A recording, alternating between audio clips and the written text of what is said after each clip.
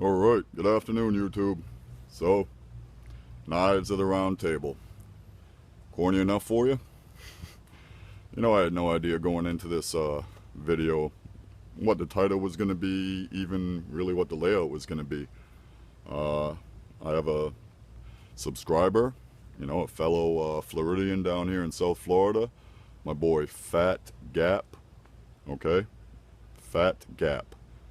And I think it's FATGAP USA or FAP, FAPGAT, Fat Gat USA.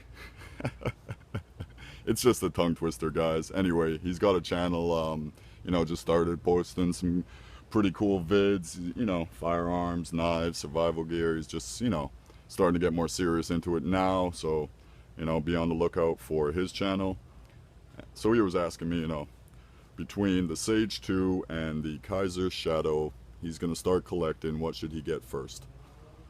So of course I whipped these out, and then I was thinking, his price range, $100 maybe to $150, $200. So I started whipping out all of my all titanium knives. So, boom, knives at the round table. I kind of just was laying them out, and they didn't fit in any direction on the screen. I didn't think they would, so put them in a circle. That's what you got. Alright, all TI.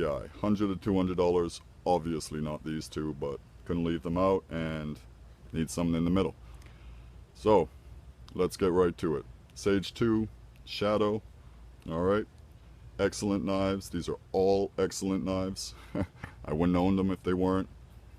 So, if you're asking me my opinion, if you're going to be collecting at one point or another, you're going to grab yourself, the trusty Sage 2. Alright, this has been compared to the Chris Reeve Sebenzas. Fit and finish, is just top notch. S30V as opposed to the S35VN from the Sebenza. But it's called the Poor Man Sebenza, and that is not a knock in any way. To be compared to the Sebenza in any way is just very flattering, I would think. 3.5 ounces, 3-inch blade. You're not going to see too many specs, but wow, what a great EDC knife. I think this is one of those knives that's just going to be a collector's item when they stop making it. Easily sold for $250, $275. Fit and finish, action on it, rock solid. Every Sage 2 I've had is perfectly centered. I must have had at least 4 or 5, through trades and purchases and selling them off. Always have kept at least 1 or 2. Love the deep carry pocket clip on that, which is my only issue with the Kizer Shadow, and you guys know that this is one of my favorite knives. Yes, all around one of my favorites. I mean, look at that blade shape. Can you get any meaner than that? Ooh! I was looking to see if I was really, focused in the frame there, and almost snagged me. Excellent, excellent knife, man. All bead blast titanium, stone wash, even the bead blast in the groove here. Alright, it's a manual, thumb stud opening, smooth phosphor bronze washers, okay? The lock face is carbidized or carburized, like I said. One of those is better than not being any. I don't know the breakdown of either one. I know the Sebenzas do something different than, what the rest of the companies do, I think. Carbidized or carburized. I should know that, right? The amount of knives I've had.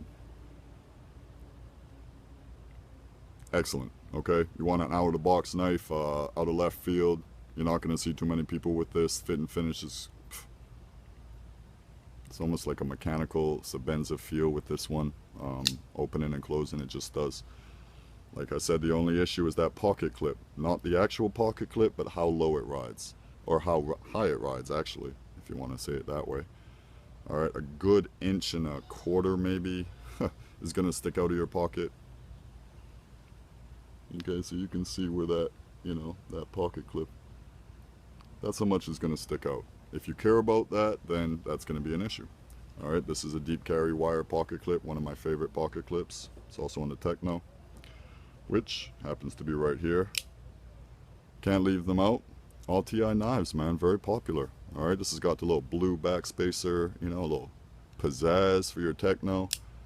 What a, I mean, if they didn't name this the Chubby, I mean, this is almost, should be the Chubby, I think. I mean, it would just be, had been the perfect name for this. But this is a beast of a knife, you know, S30V or the XHP. I got both. This is actually the one I keep in the case, and the others are in the boxes. Because I think this is going to be of value at some point. Anyway, so, Burch Chubby, awesome all titanium. This has a nicer handle ergonomically than the Techno. Okay, you see the finger grooves in there. Okay, wicked blade shape on that, right? Like if they call this a leaf blade shape kind of, I mean, what would you call that?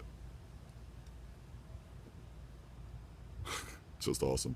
All right, carbon fiber inlays. All right, stainless steel pocket clip on that, but it is an all titanium knife. Other than that, okay.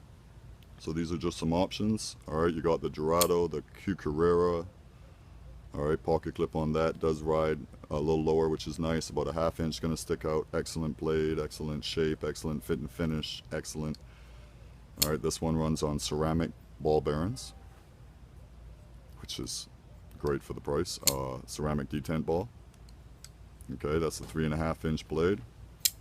Okay, if you're looking for a bigger knife, but that's going to run you about 200 right now. All right, that's a 3½ inch blade. Okay, so very similar in size. Let's get these out of here. All right, so let's go. Viper Odino, all TI, but this is a beefy knife, man. For I believe like a 3-inch blade on that. It's hefty. It's got to be around 6 ounces. Like I said, check my reviews to see all the stats on these knives. All right, 3½. So this is almost 2 ounces lighter than these three. The Sage 2. All right, DPx Heat. You guys know my all TI DPx Heat. I got a couple of those. Love those knives. Deep pocket clip on that. Sorry about the shake. All right, so a nice deep pocket clip with the glass breaker on it. My boy Fat Man over there loves this knife. I may send him one actually. Shh. Anyway, so Burch Chubby, right? Techno. Do they all fit in the frame? Good gosh, they actually almost do, huh? So if you're looking for an all TI knife between $100 and $200, these are going to be your options. So of course there's more, right? There's a lot more, but these are mine. So I may be forgetting one or two somewhere, but these are the ones I have. $200, Kizer Dorado, Kizer Shadow, $130. And the real difference between these two is the phosphor bronze washers. Okay, and the ceramic ball bearings. Okay, everything else is same materials, same fit and finish, I believe, same blade length, obviously different blade styles. Okay, you got the Viper Odino, all TI. All right, excellent knife, right? Beefy. It's got a cool little back spacer, lanyard hole, deep carry pocket clip, split, like the hinderers, and 690 blade steel, which is a very high quality blade steel. Okay, out of Italy. Sage 2, made in America, right? Well, American company. All right, you guys know that Tai Chung, I think some of the best Spydercos come out of that factory. All right, so I mean, say what you're gonna say, but anyway, you know, Taiwan, Tai Chung, Taiwan. All right, Spyderco is an American company, so if that does matter to you, either way. All right, you're looking at Chinese, you're looking at Italian, you're looking at American,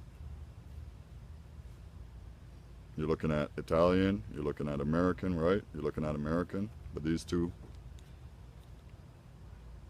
yep, Tai Chung, Taiwan. Okay, same as the Sage. Excellent knives, who cares? All right, so you're looking at about what? 200 for the all TI, I believe, Odino. About 140, 150, although it does fluctuate. Okay, this is looking around 220, 190, and the Techno, God, remember when it was about 140, now it's seen at 175, 190? Anyway, I don't know if this helped anyone. Hope it helped you, brother. You know, I did have some requests for, you know, 100 to 200, 100 to 150.